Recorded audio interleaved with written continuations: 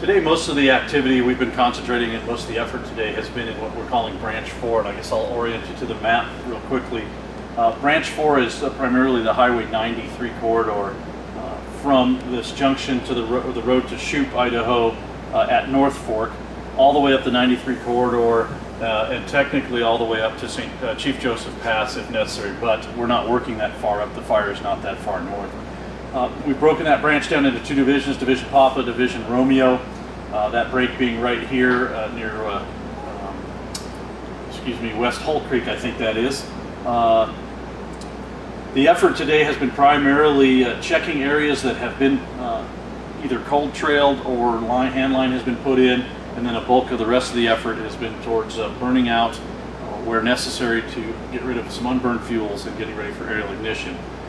The effort today, one group has been up here since this morning, checking a piece of hand line that was put in several days ago to make sure it is still in a cold position and tied into a road. From there, we have a crew working a piece of unburned country on the Hull Creek Road. Their goal is to bring fire down about a mile before dark and just ease fire down. We're being very deliberate in bringing fire slowly so that we don't cause more damage or create more fire behavior than we want. The aerial ignition is an effort we're trying to do today now that we have an opportunity. We've not had the opportunity for a couple of days due to inversion. Right now the helicopter is up flying and talking to folks on the ground. One of the goals is the north-facing slope above Hull Creek.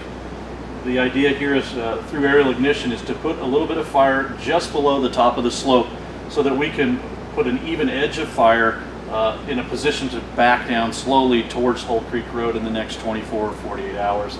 To where we'll be able to meet it at the road. The other thing we're looking at is a very similar tactic in this bowl here. I believe this is copper drainage. I know it's north of Dry Creek.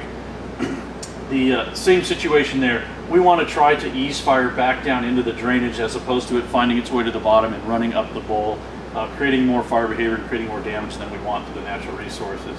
So that's the second goal they're looking at with the aerial ignition today. On the ground, simultaneous to that, they've already begun work, as I said, up here north in the upper part of Hull Creek, or Hughes Creek, excuse me. And they've also been working at evening up a little bit of left out burnout here between that Hughes Creek Road and 93, and along 93 here at Copper down to Dry Creek.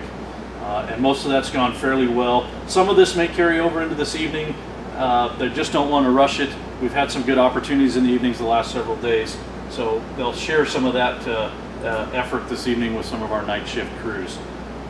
Otherwise, a lot of this stuff that came off the ridge that was lit a few days ago has squared itself up against the roadway right here between Hughes and Hull Creek.